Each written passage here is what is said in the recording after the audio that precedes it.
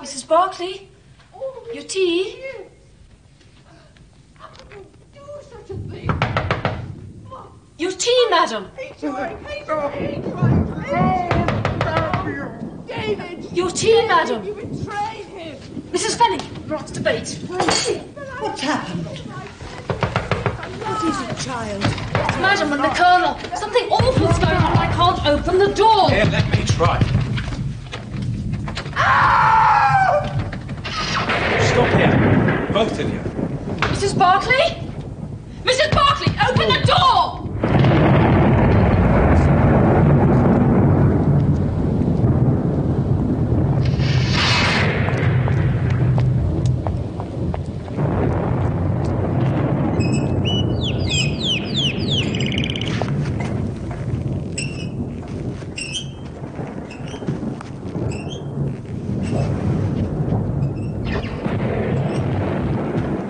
Open the door!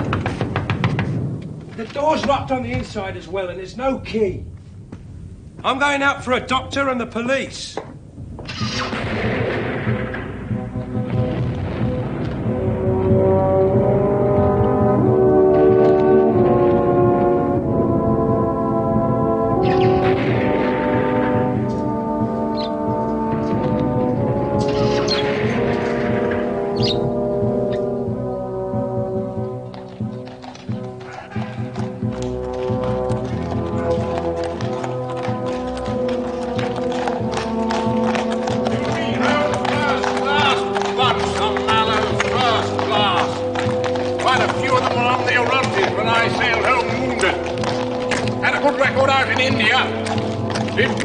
During the mutiny.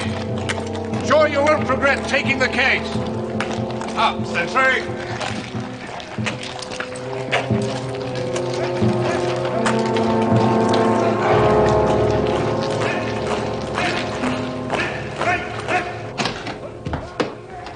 Dr. John Watson, formerly medical officer attached to the Royal Berkshires, now in civilian practice. Murphy, second in command, temporarily in charge of the Royal Mallows following the tragedy of our colonel's death. And this will be Mr. Holmes. Please.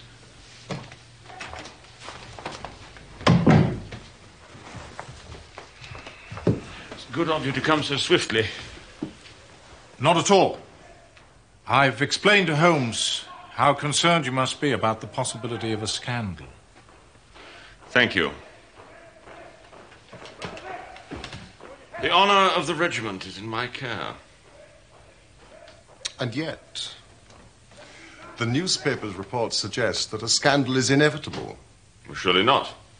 I've done my utmost to make sure that reporters were kept as far away as possible. Exactly, and that is what has made them suspicious. They scent a mystery. That much is clear from the little they have been able to say. Well, surely it would be wrong to repeat, to draw attention to... Quite. You see how much we need your help, Mr. Holmes.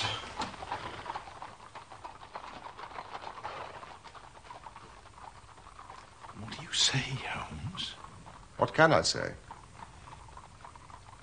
Major Murphy, you have told me nothing. I have come down here after persuasion from my friend, to Aldershot, who has more interest in military matters than I. Now that I am here, please, tell me the facts.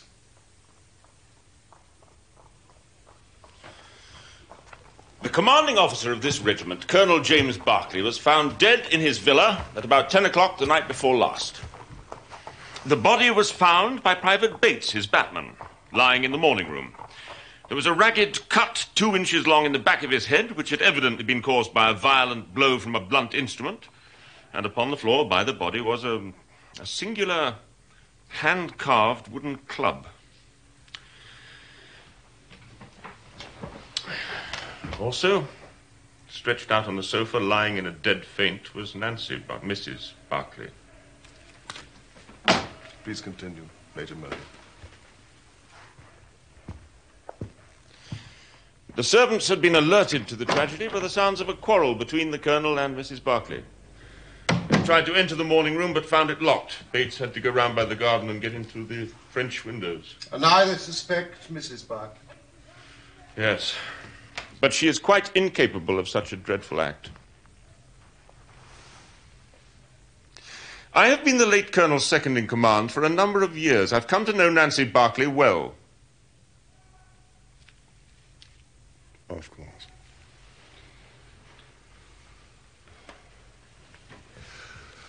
Tell me about Colonel Barclay. Was he highly regarded by the men under his command? Considering his background, remarkably so. His background? Why? Was he ever disgraced? No. But it's not generally known outside that Jim Barclay began his career as a private soldier in the Mallows. Did he indeed? From private soldier to commanding officer in the same regiment? That's a rare achievement. It was his gallantry in the Indian Mutiny that got him his commission. And then quite rapid promotion over the years. More rapid than mine, for instance. Impressive. And I suppose the unfortunate Mrs. Barclay's in custody? No. Not exactly, no.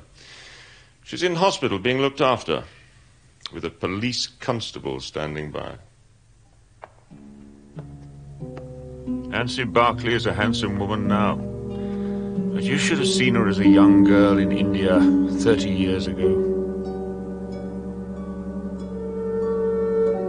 She was a daughter of the regiment. Her father was the regimental son major, RSM Devoy, and therefore quite a formidable father-in-law for any soldier. I remember that all the men in my company thought her quite the prettiest girl in the garrison. As a junior officer, I had little to do with her, but I was aware that she was a most charming, most vivacious and spirited girl.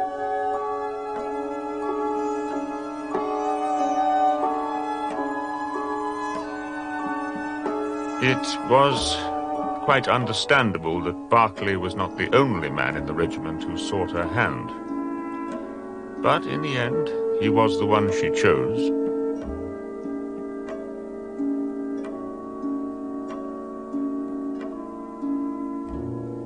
They were married at Bertie, not far from Cawnpore, a few months after the besieged garrison there was relieved by General Neil's column in the summer of 1858. Shortly after the marriage, Sergeant Barclay got his commission as expected. Must have been difficult for the Barclays at first. NCO promoted from the ranks, married to a regimental sergeant major's daughter. Yes. I believe there was some little social friction. But Nancy carried it off with dignity and charm, and they gained acceptance in no time. Barclay's career flourished, and the regiment returned from India some 5 years ago. Barclay was then appointed commanding officer. And the marriage continued to be a happy one? It appeared to be so. Appeared? Most people believed the marriage to have been a uniformly happy one. And what do you believe, Major Murphy? My position as second-in-command often took me to the Barclays' house. I saw a different side to the marriage. The truth is more important than loyalty to your late commander. One night, I'd been dining at the Barclays. And it wasn't until I reached the end of the drive that I realized I'd left my cigar case in the dining room. I went back. The front door was still open. Jane, the maid, was in the hall.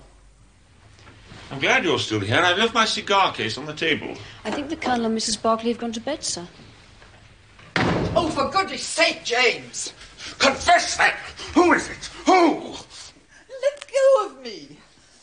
You are hurting me! Tell me you love me, then. Me and nobody else. Do you hear? Do you hear me? Oh, would I have married you if I didn't? I don't know. Sometimes I wonder.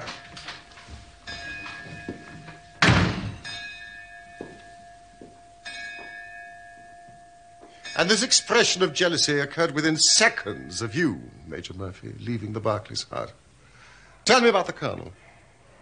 Was he a violent man in any way? On occasion. He could be most vindictive towards young subalterns. But he'd clawed his way to the top. You need to be ruthless to do that. Well, surely he didn't still feel out of place as an officer? No, I don't think so. But he was subject to a peculiar form of depression. The Queen. The Queen.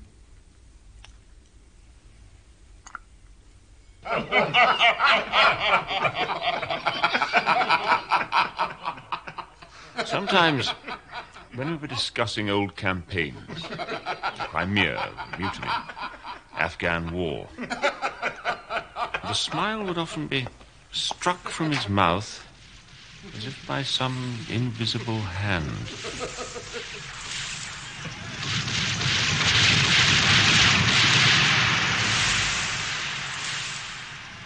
Yes, long service in India can have that effect. I saw that when I was in the Berkshires. You mentioned a carved wooden club found by the body. One of the Colonel's Indian souvenirs. I believe the servants deny ever having seen this club before. Certainly I've never seen it on any of my visits. It was quite long. And the police, I suppose, have retained it for examination. Yes. They believe it to be the murder weapon.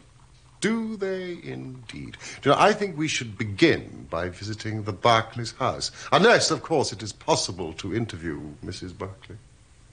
I'm afraid she's still unconscious. I thought as much.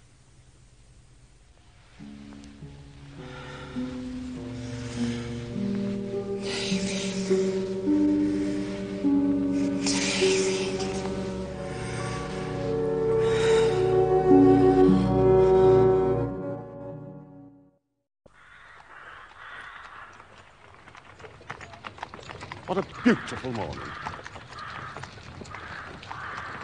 Holmes, suppose Mrs. Barclay had a lover and the Colonel had found out.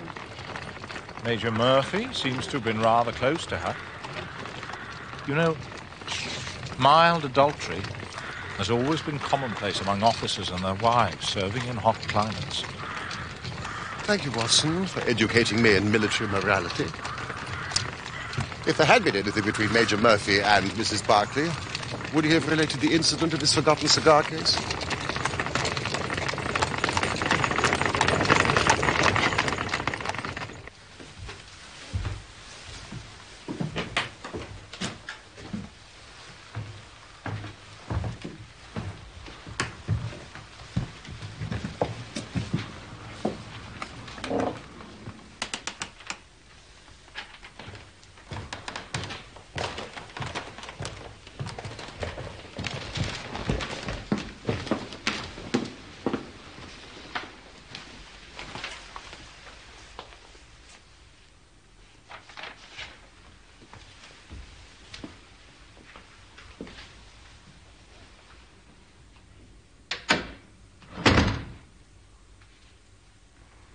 It was about 7:30, sir, and I was waiting at table. Once a month, Mrs. Barclay spent the evening doing charity work in Aldershot.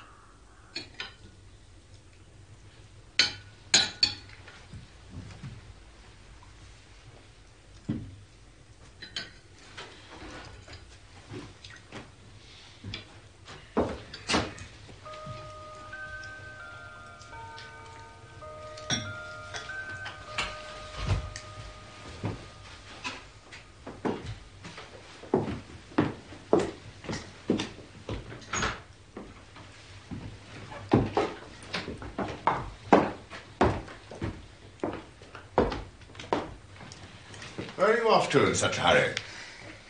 Well, the distribution of old clothing starts at 8 o'clock.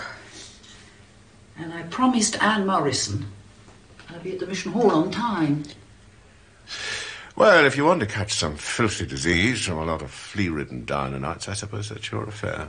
I believe in putting back into life as much as one gets out of it. We've been fortunate with our lot. Others haven't been so lucky. Don't be late back. Of course not.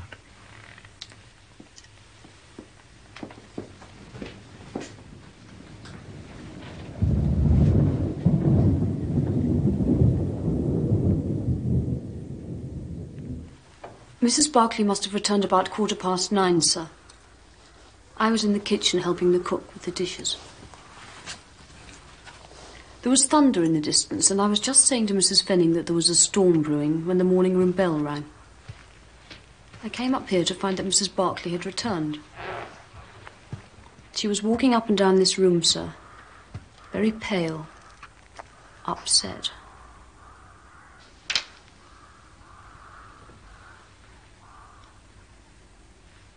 She looked awful, sir.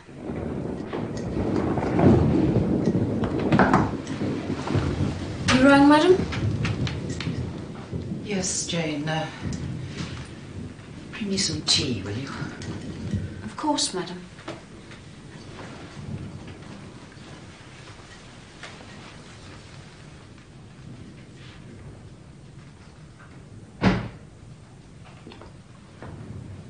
Jane, is that you?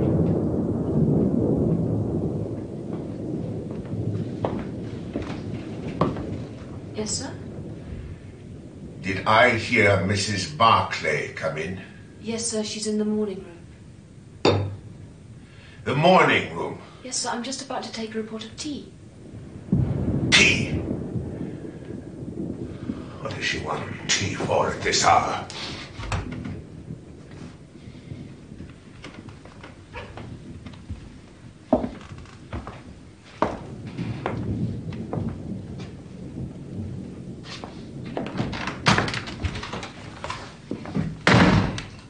And that presumably was the last time that anyone saw Colonel Barclay alive. Yes, sir.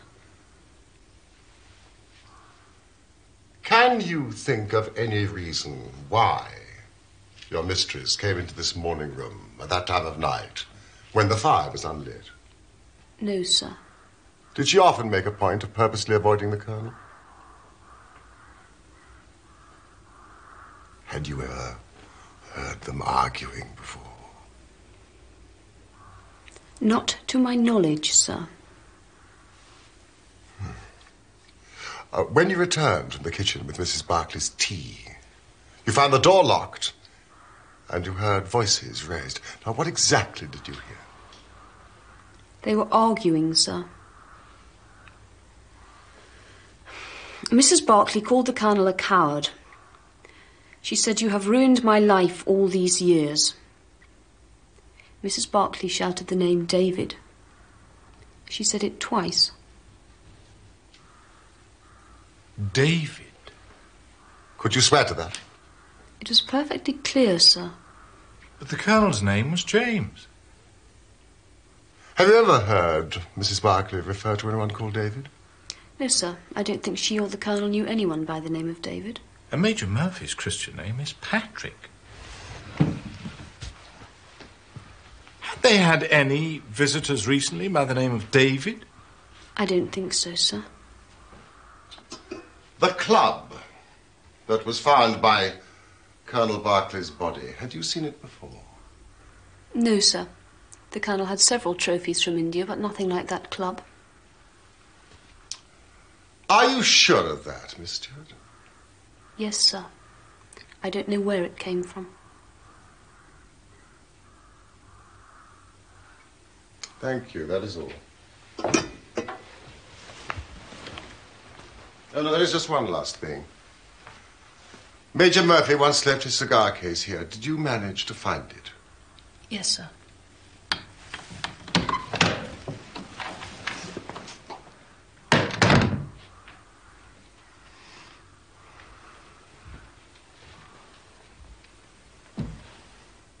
The Colonel was lying down here, sir. With his head by the fender? Yes, sir. You can see the mark of the blood still. But the most frightening thing of all, sir, was his face. His face? When I rolled him over, I almost fainted away to look upon it. It was all contorted, screwed up, with the most horrible look of fear and terror. As if he'd foreseen his own death? Quite possible, sir. Thank you, Bates. What apparition, what monster was it that could have frightened the Colonel so? Not Nancy Barclay, for sure. This door was locked shut, sir, and what's more, the key was missing. Missing? Yes, in the end we had to send for a locksmith to open it. You have made a thorough search for the key. We searched high and low. Mrs. Barclay hadn't got it, and it wasn't in the Colonel's pocket, sir. Thank you, Mrs. Finney.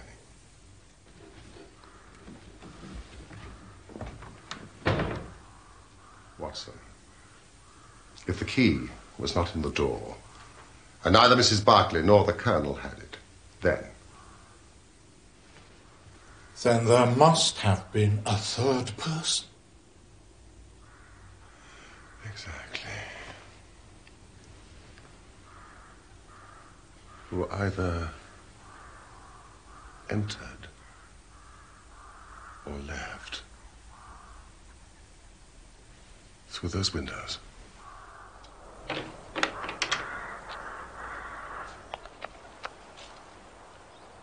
These are Bates's footprints.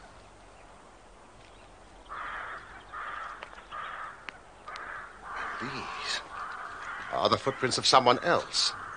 Someone has recently crossed this lawn. The marks are just visible.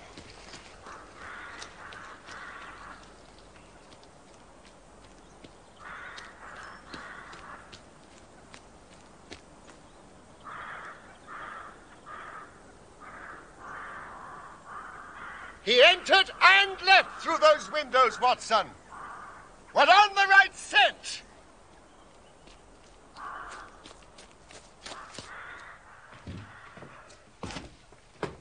Watson, look at this. What is it? Our intruder had a somewhat unusual companion. It's a dog, isn't it? Somebody's dog. You ever heard of a dog running up a curtain? What about a cat, then? These paw marks are not those of a cat, not of a monkey, nor of any creature that we are familiar with. I would think from hind foot to forefoot, at least 15 inches. Add to that the length of neck and head. You have a creature of no less than 2 feet. More if there's a tail. The length of its stride is odd. It indicates a creature with a long back and short legs. Something like a stoat or a weasel? We also know that it is carnivorous. How can you tell that? Well, you see, what made it run up the curtain? A canary. Exactly. Then what was this beast?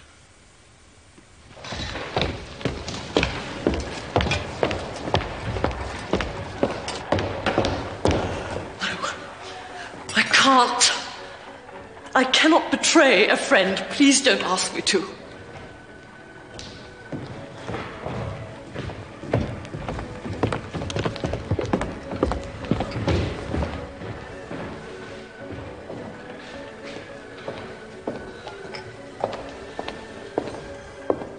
Miss Morrison.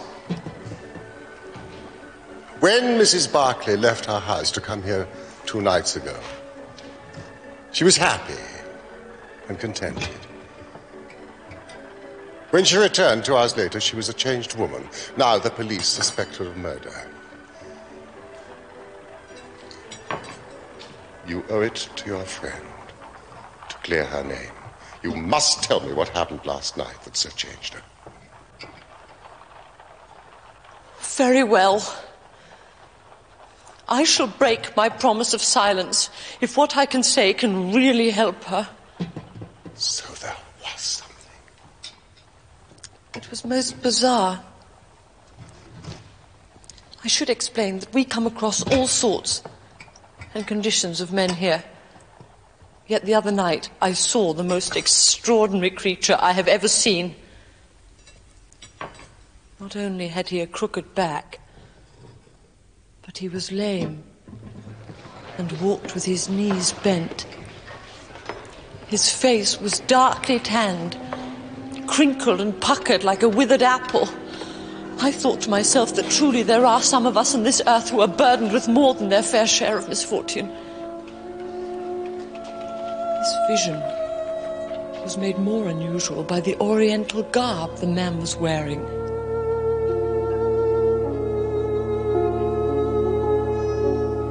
I pointed this person out to Nancy as someone especially deserving of help.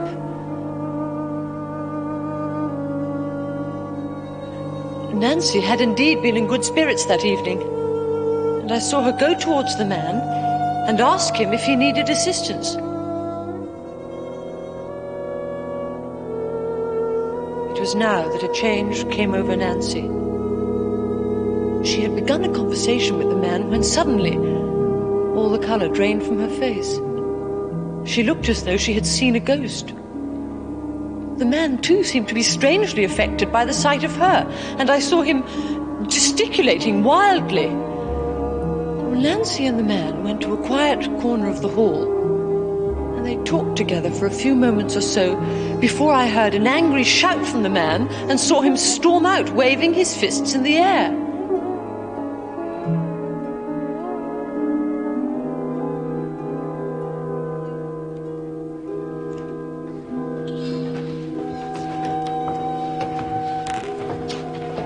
What is it? Are you all right? Who was that poor creature? Oh, it's an old acquaintance of mine, fallen on hard times. Promise me, Annie, you won't say anything about this to anyone. Promise me.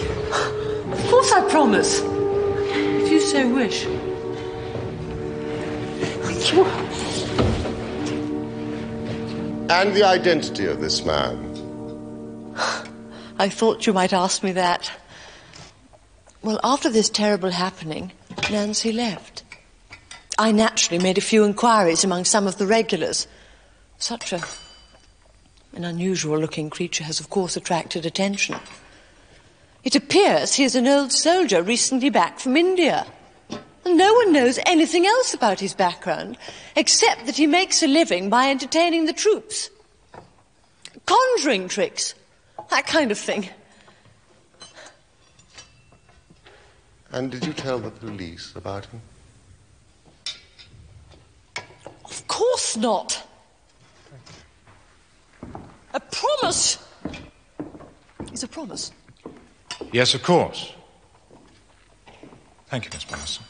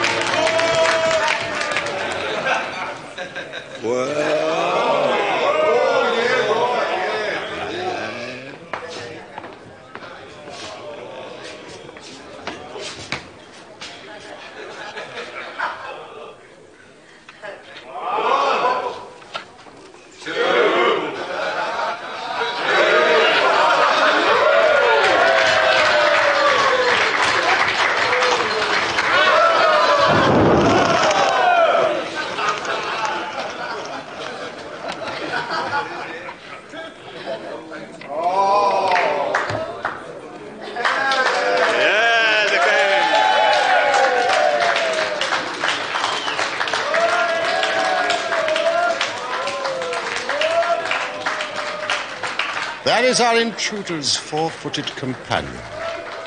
It's a mongoose. I think we found our man.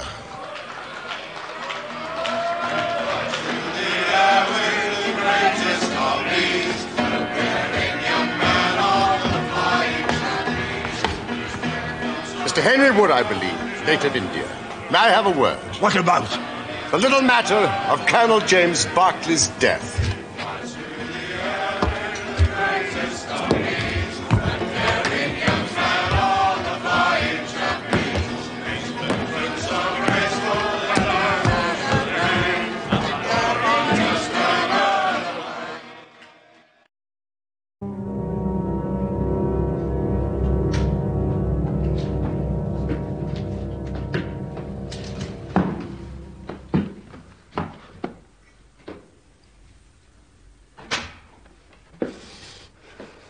She is innocent. You can take my word for it. Then you are guilty. No. I am not guilty. Then who struck the Colonel down? It was a just providence that killed him. His own guilty conscience. I think you'd better explain. God, if I had smashed his head in, as it was in my heart to do, he would have got only what he deserved from me.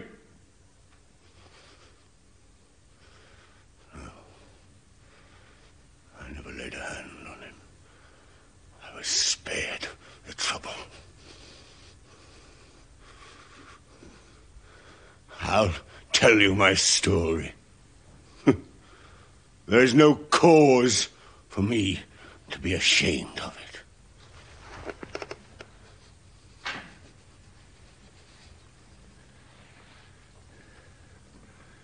You see me now, with my back like a camel, and my ribs all awry. But there was a time when Corporal Henry Wood was the smartest man in the Royal Mallows. You were in the same regiment as Colonel Barclay? Oh, yes. But he was Sergeant Jim Barclay then. We were in the same company. And we had something else in common. We were both in love with the same woman, Nancy Devoy. Yes, the daughter of the regimental sergeant major. Yeah. There were two men who loved her. But only one whom she loved.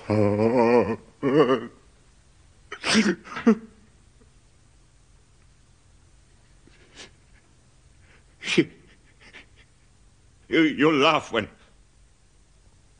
you look at this poor thing huddled in front of the fire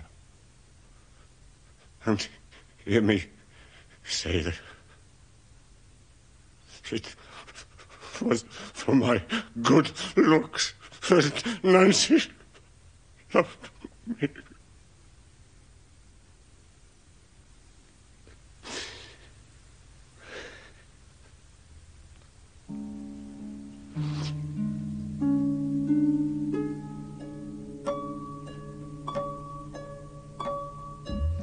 I was the one she loved, all along. But although I had her heart, her father didn't approve of me.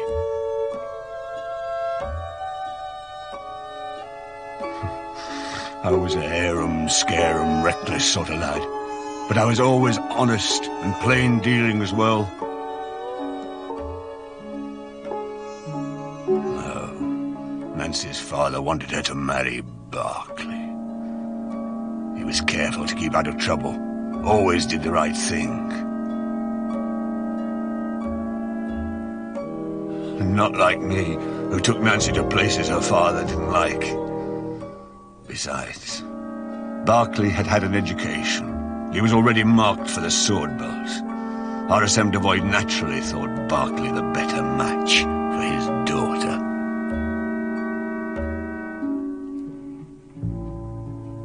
But she remained true to me. And we would have married had it not been for the mutiny. Why did Nancy Devoy not marry the man she loved? It was monsoon time, 1857, and the sepoys rose up against the British. The regiment was shut up in Bertie. There were 10,000 rebels round us, pinning us down like terriers round a rat cage. We don't short of food and ammunition, and we had to communicate with General Neil's column that was moving up country. It was our only chance to get help.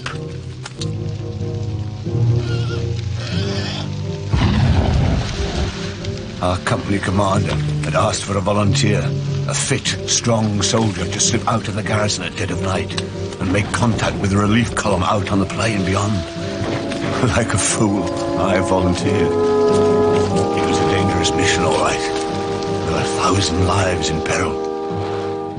But I was thinking of only one of them.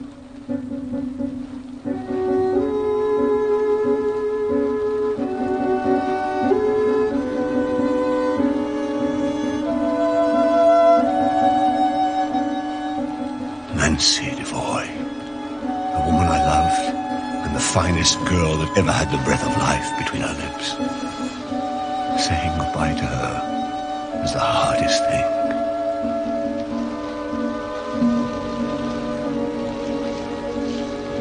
As we exchanged mementos, I little thought that I was saying goodbye to her for 30 years. It was my rival for Nancy's hand that saw me off on my journey through the enemy lines that night. Sergeant Barkley. Said he knew the lie of the land around the garrison better than any other. While I volunteered to make the journey, Jim Barkley volunteered to advise me on the best route to take.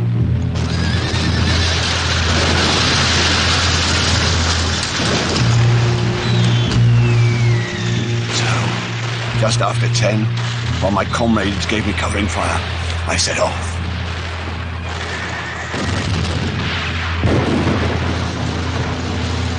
Barkley had told me to follow a stream which would lead to a gully. This, he said, was the safest way downhill. His directions were perfect, and soon I was wading through icy water that only the day before had been snow in the Himalayas.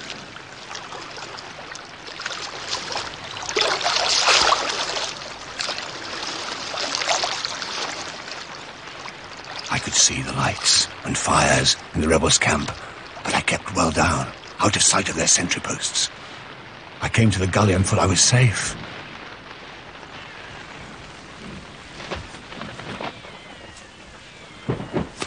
But then it happened. I was attacked. Something hard cracked down on my head. Then everything spun round.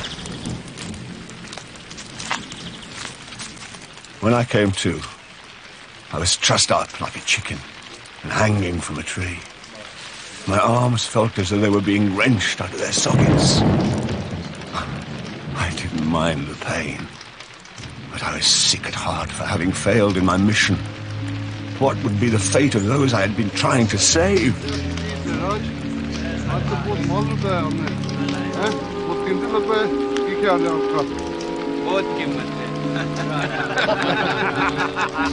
But the biggest blow came as I listened to what I could understand of the rebels' talk. I heard enough to realize that I had been betrayed.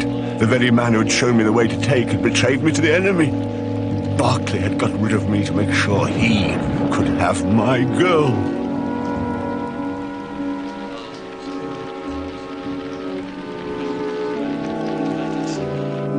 Now, you know what James Barkley was capable of.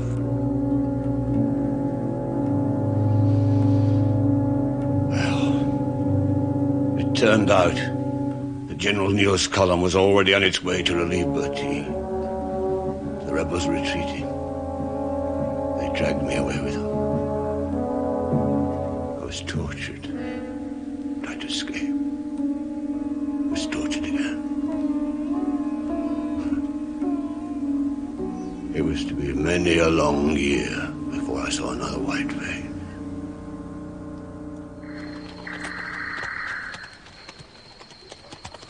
My captors fled north, further into the hills, and used me as a sort of slave. I was treated worse than a dog, and they damn near broke every bone in my body. Sometimes I'd wish they'd just killed me. But But my thoughts of hatred and loathing for the man who destroyed my life kept me going. I dreamed of revenge on Berkeley.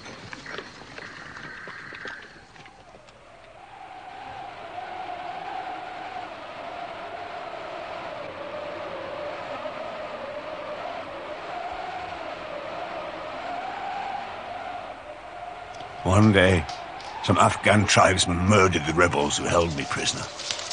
They left me for dead too. But by a miracle, I still lived.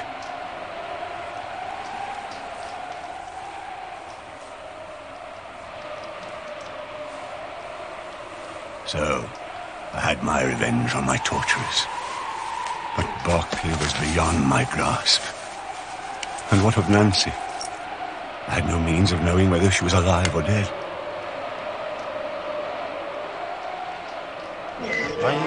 I wandered back to the Punjab and lived among the natives, picking up a living by the conjuring tricks I'd learned from the street magicians.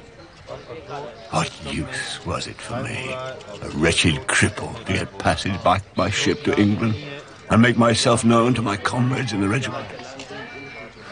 Even the desire to have my revenge on Jim Berkeley didn't make me go. And why? I'll tell you straight. I preferred my Nancy and my old pals in the Royal Mallows to go on believing that Harry Wood died a hero's death, with a straight back, and see him crawling about the world, more like a chimpanzee than a human being. But you did return. And to Aldershot, where your old regiment was stationed. Why? I just wanted to see the old country once more before I died. I saved what I could. And eventually, I got a show.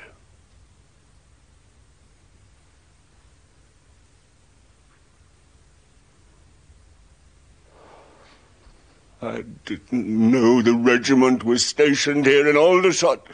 I just wanted to be where there were soldiers. I can earn my keep, going round the canteens, doing my tricks to entertain them. And I no longer wanted to kill Berkeley. The fires of revenge had burnt low over the years.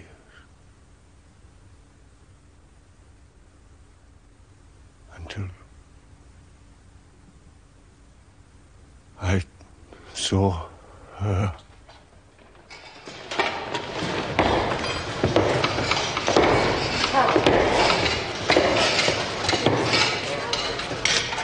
I thought I'd better get some English togs.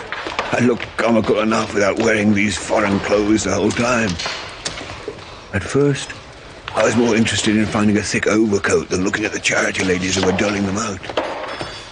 Then, one of them came over. I recognized her at once. She'd hardly changed. Still beautiful. What's more amazing is she seemed to know me. Good evening. Can I help you? Have you been able to find anything that...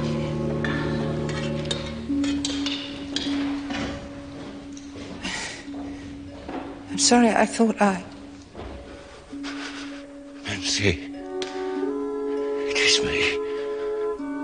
Harry, don't be afraid. I thought you had been dead these 30 years. I have been. I swore you'd never see me like this.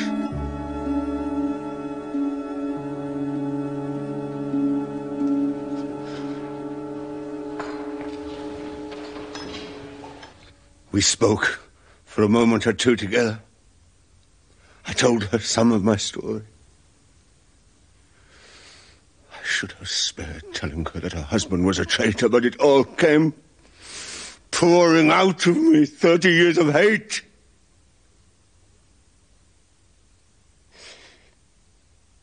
She was so affected by what I said. I couldn't stand it. I went outside. Then I saw her come out of the mission, and I followed her home. I saw her go into the house. A light came on. I saw her sitting in a chair. And then he came into the room. James, I have to talk to you.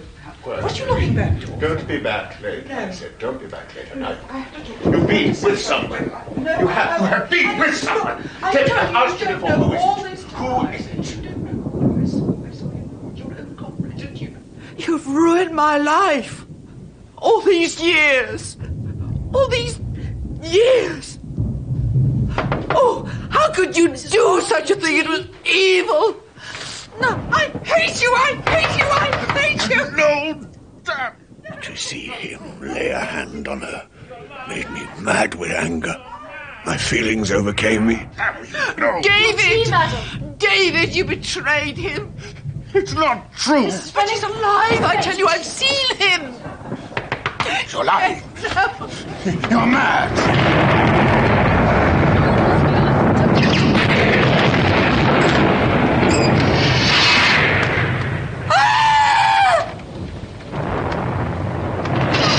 He looked as I have never seen a man look.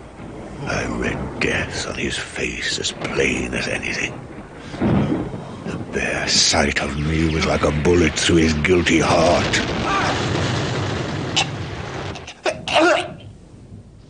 Mrs. Bartley?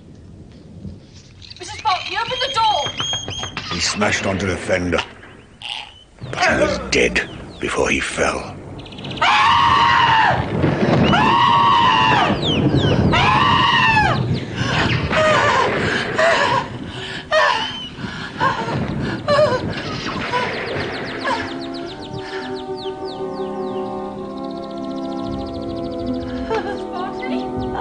Mrs. Bartley, open the door!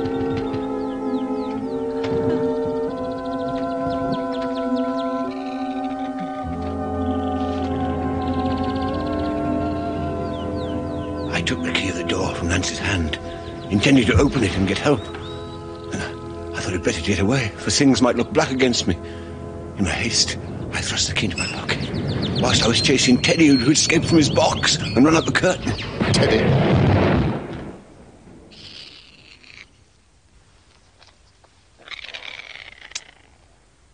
So the Colonel died before he struck his head on the fender. An apoplectic fit brought on by shock. Mr. Werner. Provided the coroner reaches the same conclusion, Mrs. Barclay... Nancy. ...will be free. I trust you would have no objection to repeating your story to the police, should the need arise. Mr. Holmes. How is Nancy? She's in hospital. I understand in time she should make a complete recovery. Thank God.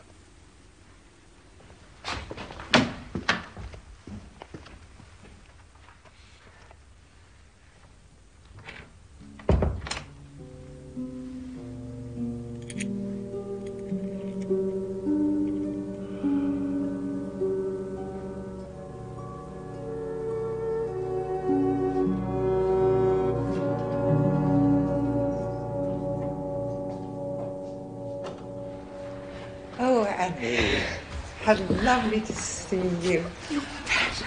Yes, I'm much better.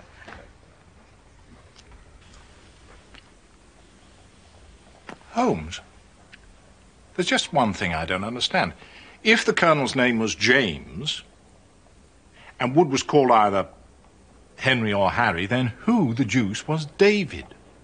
Ah, my dear Watson, that name David should have told me the whole story. Had I been the ideal reasoner, which you are so fond of depicting, but alas, my powers of deduction failed me. You see, David, in this case, was evidently used as a term of reproach. Reproach? Don't you remember how King David sent Uriah the Hittite into the forefront of the battle to die so that he might steal his woman Bathsheba. I think you'll find the story in the first or second book of Samuel. My Old Testament is a little rusty.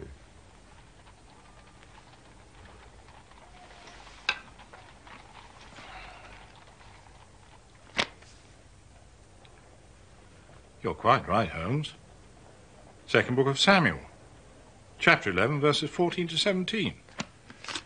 You appear to have looked it up yourself. Since we returned home from Aldershot. How did you know? You used this bill for our meal at Waterloo as a bookmarker, did you not? Excellent, Watson. Elementary, my dear Holmes.